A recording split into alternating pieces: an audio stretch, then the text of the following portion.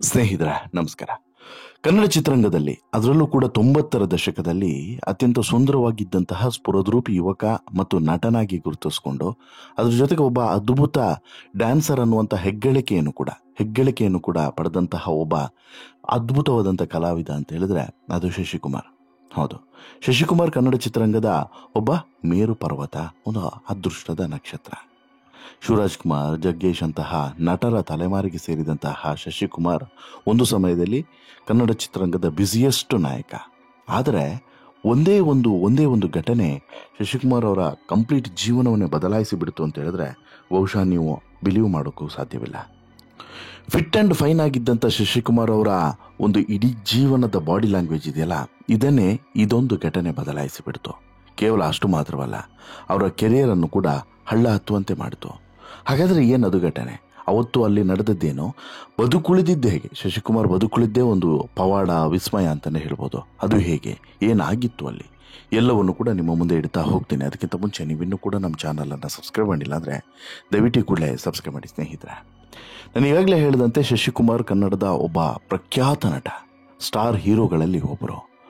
90ರ ದಶಕದಲ್ಲಿ ಬಹುತೇಕ ಶಶಿಕುಮಾರ್ ನಟಿಸಿದಂಥ ಬಹುತೇಕ ಸಿನಿಮಾಗಳು ಅಂತ ಹೇಳಿದ್ರೆ ಹಿಟ್ಟೆ, ಮುಗೀತು. ಶಶಿಕುಮಾರ್ ಹೀರೋ ಅಂತ ಹೇಳಿದ್ರೆ ಮುಗಿದು ಹೋಯಿತು. ಇನ್ನು ಶಶಿಕುಮಾರ್ಗೆ ಜೋಡಿಯಾಗಿ ಸಾಕಷ್ಟು ಜನ ನಟಿಯರು ಅಭಿನಯಿಸ್ತಿದ್ದಾರೆ.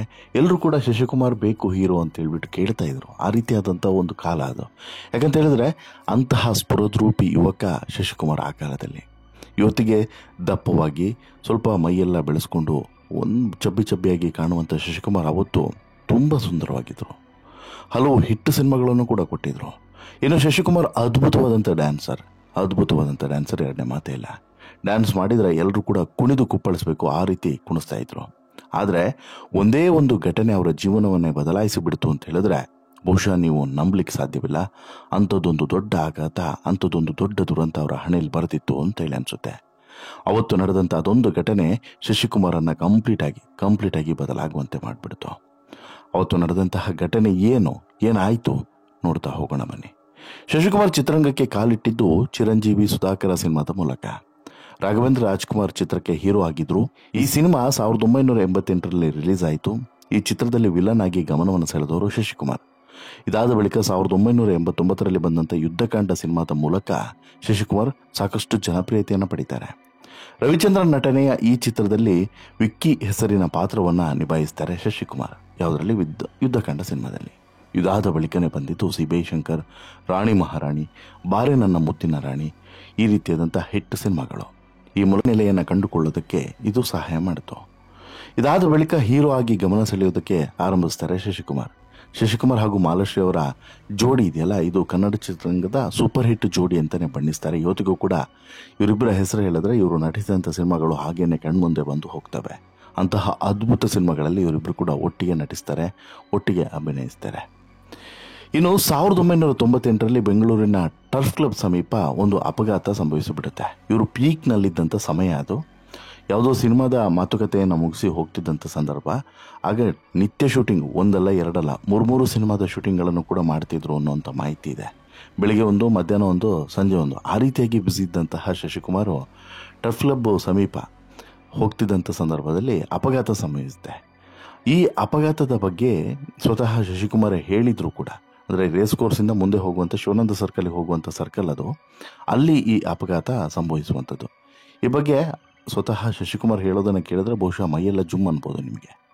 ನನ್ನ ಮಕ್ಕಳು ಐಸ್ ಕ್ರೀಮ್ ಬೇಕು ಅಂತೇಳಿ ಹೇಳ್ತಾರೆ. ನಾನು ಕಾರ್ನಲ್ಲಿ ಹೊರಟಿದ್ದೆ. ಅಲ್ಲಿ ಮಳೆ ಇತ್ತು. ಸುಮಾರು ಒಂದು 9:30 ಆಗಿತ್ತು. ನನ್ನ ಮುಖದ ಮೇಲೆ ಲೈಟ್ ಬಿಟ್ಟರು ಯಾರೋ ಒಬ್ಬರು. 4-5 ಬಾರಿ ಮುಖಕ್ಕೆ ಲೈಟ್ ಬಿಟ್ಟರು. ಆ ಬಳಿಕ ನಾನು ಸ್ಟೇರಿಂಗ್ ಬಲಕ್ಕೆ ತಿರುಗಿಸ್ದೆ. ಅಷ್ಟೇ ನನಗೆ ನೆನಪಿರೋದು.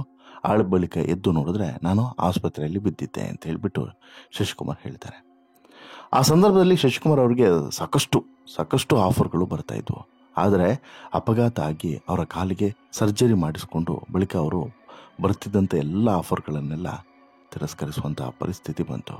ಇದು ಅವರನ್ನು ಕಂಗಲಾಗುವಂತೆ ಕೂಡ ಮಾಡಿತು. ಆದರೆ ಅವರು ಎದೆಗುಂದಲಿಲ್ಲ.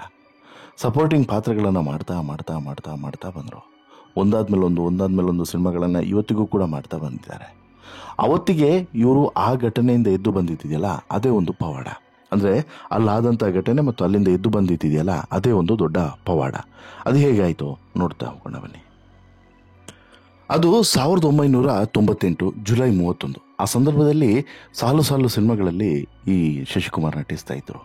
ಸುಪ್ರೀಂ ಹೀರೋ ಅನ್ನುವಂಥ ಪಟ್ಟವನ್ನು ಕೂಡ ಅದಾಗಲೇ ಪಡೆದಿದ್ರು.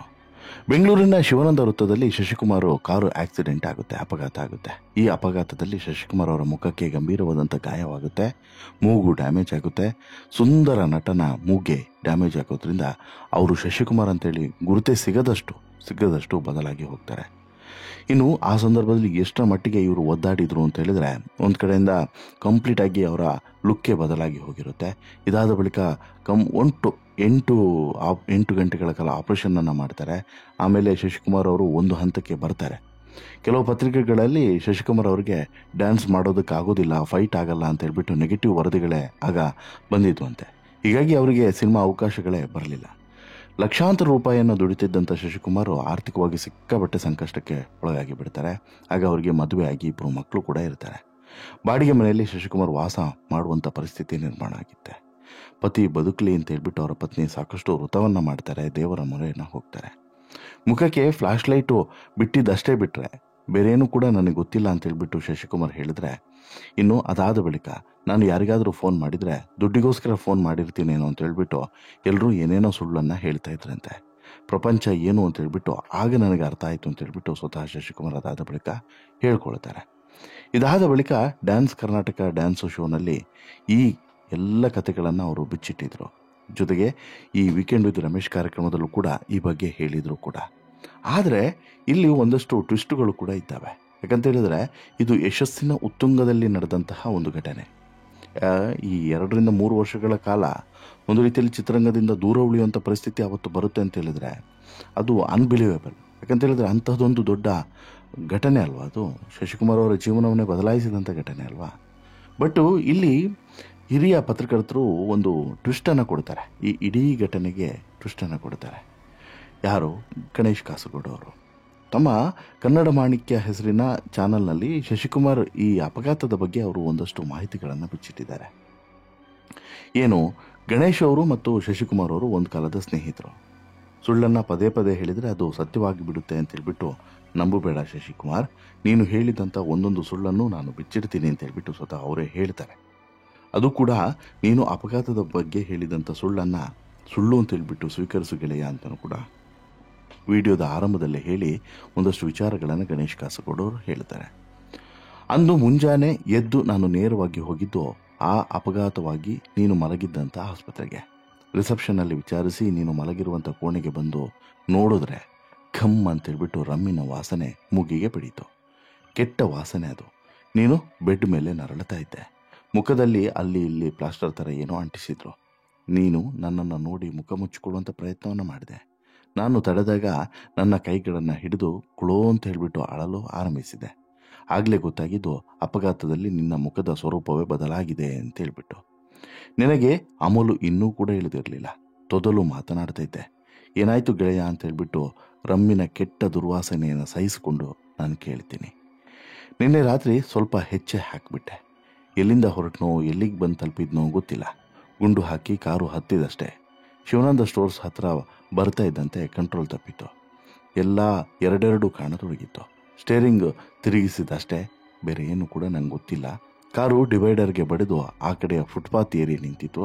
ಅಷ್ಟರಲ್ಲಿ ಸ್ಟೇರಿಂಗ್ ಮುಖಕ್ಕೆ ಬಡಿದಿತ್ತು. ಆಮೇಲೆ ಏನಾಯಿತು ಗೊತ್ತಿಲ್ಲ. ಎಚ್ಚರ ಆಗುವಾಗ ಆಸ್ಪತ್ರೆಯ ಬೆಡ್ ಮೇಲೆ ಮಲಗಿದ್ದೆ. ನೋಡು ಗೆಳೆಯ ಅಂತೇಳ್ಬಿಟ್ಟು ಹೇಳ್ತಾರಂತೆ. ಏನಾಗಿ ಹೋಯಿತು ನೋಡು ಅಂತೇಳ್ಬಿಟ್ಟು ನಿನ್ನ ಕೆಳಗದ್ದವನ್ನು ಅಲ್ಲಾಡಿಸಿದೆ. ಬಿರುಕು ಬಿಟ್ಟಂತಹ ಗದ್ದ ಜೋತಾಡ್ತಾ ಇತ್ತು. ನನಗೆ ನೋಡೋದಕ್ಕೆ ಆಗಲೇ ಇಲ್ಲ ಅಂತೇಳ್ಬಿಟ್ಟು ಗಣೇಶ್ ಕಾಸರಗೋಡು ವಿವರಿಸುವಾಗ ಈ ಘಟನೆ ಹಾಗೆ ಕಣ್ಣು ಮುಂದೆ ಬಂದುಬಿಡುತ್ತೆ. ಕನ್ನಡ ಚಿತ್ರರಂಗದಲ್ಲಿ ನಾನೊಬ್ಬ ಚಂದದ ನಟ ಅಂತೇಳ್ಬಿಟ್ಟು ಎಲ್ಲರೂ ಗುರುತಿಸ್ತಾ ಇದ್ರು. ಚೆನ್ನಾಗಿ ಡ್ಯಾನ್ಸ್ ಸಹ ಮಾಡ್ತಾ ಇದ್ದೆ. ಹೀಗಾಗಿ ಅವಕಾಶಗಳು ಹುಡುಕಿ ಬರ್ತಿದ್ವು. ಎಲ್ಲವೂ ಸರಿಯಾಗೇ ಇತ್ತು. ಅಷ್ಟರಲ್ಲಿ ಏನಾಯಿತು ನೋಡ್ಕೊಳ್ಳಯ್ಯ. ಆಪರೇಷನ್ ಆದ ನಂತರವಾದರೂ ನನ್ನ ರೂಪ ಮೊದಲಿನಂತೆ ಆಗುತ್ತಾ? ರೂಪವೇ ನನ್ನ ಆಸ್ತಿ. ಅದಿಲ್ಲ ಅಂತ ಹೇಳಿದ್ರೆ ನನ್ನನ್ನು ಈ ರಂಗದಲ್ಲಿ ಯಾರು ಹತ್ತಿರ ಸೇರಿಸ್ತಾರೆ ಅಂತೇಳ್ಬಿಟ್ಟು ಶಶಿಕುಮಾರ್ ಆವಾಗಲೇ ಆತಂಕಕ್ಕೆ ಒಳಗಾಗಿದ್ದರಂತೆ. ಆದರೆ ಮಾರನೇ ದಿನ ಪತ್ರಿಕೆಯಲ್ಲಿ ಅಪಘಾತದ ಸುದ್ದಿ ಪ್ರಕಟವಾಗಿತ್ತು. ರಾತ್ರಿ ಯಾವುದೋ ಹೊತ್ತಿನಲ್ಲಿ ಮಗು ಐಸ್ ಕ್ರೀಮ್ಗೆ ಪೀಡಿಸಿದ ಕಾರು ಡ್ರೈವ್ ಮಾಡ್ತಾ ಶಿವಾನಂದ ಸರ್ಕಲ್ಗೆ ಬರುತ್ತಿದ್ದಾಗ ಎದುರಿನಿಂದ ವೇಗವಾಗಿ ಬಂದಂತಹ ವಾಹನವನ್ನು ತಪ್ಪಿಸುವಂಥ ಪ್ರಯತ್ನದಲ್ಲಿ ಡಿವೈಡರ್ಗೆ ಡಿಕ್ಕಿ ಹೊಡೆದು ಈ ಅಪಘಾತ ಸಂಭವಿಸಿತು ಅಂತೇಳಿ ನೀನೇ ಹೇಳಿರುವಂಥ ಸುದ್ದಿ ಪ್ರಕಟವಾಗಿತ್ತು. ನನಗೆ ನೋಡಿ ನಗು ಬಂತು. ನೀನು ಹಾಗೆ ಹೇಳಲೇಬೇಕಾಗಿತ್ತು, ಆದರೂ ನೀನು ಹೇಳಿದಂಥ ಸುಳ್ಳು ನಿನ್ನ ಭವಿಷ್ಯವನ್ನು ಕಾಪಾಡಲಿಲ್ಲ ಅಂತೇಳ್ಬಿಟ್ಟು ಗಣೇಶ್ ಕಾಸರಗೋಡು ಅವರು ಈ ವಿಡಿಯೋದಲ್ಲಿ ಹೇಳ್ತಾರೆ. ಇನ್ನು ಕಾಸರಗೋಡು ಅವರ ಈ ವಿಡಿಯೋ ಕುರಿತು ಸಾಕಷ್ಟು ಅಪಸ್ವರಗಳು ಕೂಡ ಬರ್ತವೆ. ಇಲ್ಲಿ ಶಶಿಕುಮಾರ್ ಅವರ ಹೆಸರಿಗೆ ಕಳಂಕ ತರುವಂಥ ಪ್ರಯತ್ನವನ್ನು ಮಾಡ್ತಿದ್ದಾರೆ ಅಂತೇಳ್ಬಿಟ್ಟು ಕಿಡಿಕಾರ್ತಾರೆ. ಒಂದಷ್ಟು ಜನ ಕಾಸರಗೋಡು ಅವರ ಬಗ್ಗೆ ಕೆಟ್ಟದಾಗಿಯೂ ಕೂಡ ಮಾತನಾಡ್ತಾರೆ. ಆದರೆ ಇದರಲ್ಲಿ ಯಾವುದು ಸುಳ್ಳು ಯಾವುದು ಸತ್ಯ ಅದು ಈ ಗಣೇಶ್ ಕಾಸರಗೋಡು ಅವರು ಮತ್ತು ಶಶಿಕುಮಾರ್ಗೆ ಬಿಟ್ಟರೆ ಬೇರೆ ಯಾರಿಗೂ ಕೂಡ ಬಹುಶಃ ಗೊತ್ತಿರಲಿಕ್ಕಿಲ್ಲ. ಆದರೆ ಒಂದಂತೂ ಸತ್ಯ ಸ್ನೇಹಿತರೆ, ಶಶಿಕುಮಾರ್ ಅವರ ಇಡೀ ಕೆರಿಯರ್ಗೆ, ಅವರ ಬದುಕಿನ ಒಂದೊಳ್ಳೆ ಪುಟದ ತಿರುವಿಗೆ ಪ್ರಮುಖವಾದಂಥ ಕಾರಣವಾಗಿದ್ದೇ ಈ ಆಕ್ಸಿಡೆಂಟ್ ಅಂತಲೇ ಹೇಳ್ಬೋದು. ಇದೊಂದು ಅಪಘಾತ ಶಶಿಕುಮಾರ್ ಅವರ ಬಾಳನ್ನೇ ಬದಲಾಯಿಸಿ ಬಿಡ್ತು ಅಂತಲೂ ಕೂಡ ಹೇಳ್ಬೋದು. ಉತ್ತುಂಗದಲ್ಲಿದ್ದಂಥ ನಟನನ್ನು ಒಮ್ಮೆಲೆಗೆ ಕೆಳಗಿಳಿಸುವಲ್ಲಿ ಇದೊಂದು ಘಟನೆ ಸಾಕ್ಷಿ ಆಯಿತು, ಇದೊಂದು ಘಟನೆ ಕಾರಣವಾಯಿತು ಅಂತಲೇ ಹೇಳ್ಬೋದು. ನಿಮಗೇನಿಸುತ್ತೆ ಸ್ನೇಹಿತರೆ ಶಶಿಕುಮಾರ್ ಅವರ ಈ ಉತ್ತುಂಗದ ಸಂದರ್ಭದಲ್ಲಿ ನಡೆದಂಥ ಈ ದುರ್ಘಟನೆಯ ಬಗ್ಗೆ, ಜೊತೆಗೆ ಈ ದುರ್ಘಟನೆಗೆ ಇರುವಂಥ 2 ಆಯಾಮದ ಬಗ್ಗೆ ನಿಮ್ಮ ಅಭಿಪ್ರಾಯ ಏನು? ದಯವಿಟ್ಟು ಕಮೆಂಟ್ ಮಾಡಿ ತಿಳಿಸಿ. ಜೊತೆಗೆ ಈ ಸ್ಟೋರಿ ಇಷ್ಟ ಆಯಿತು ಅಂತ ಹೇಳಿದ್ರೆ ಲೈಕ್ ಮಾಡಿ, ಶೇರ್ ಮಾಡಿ, ಚಾನಲ್ಗೆ ಸಬ್ಸ್ಕ್ರೈಬ್ ಆಗೋದನ್ನು ಮರಿಬೇಡಿ.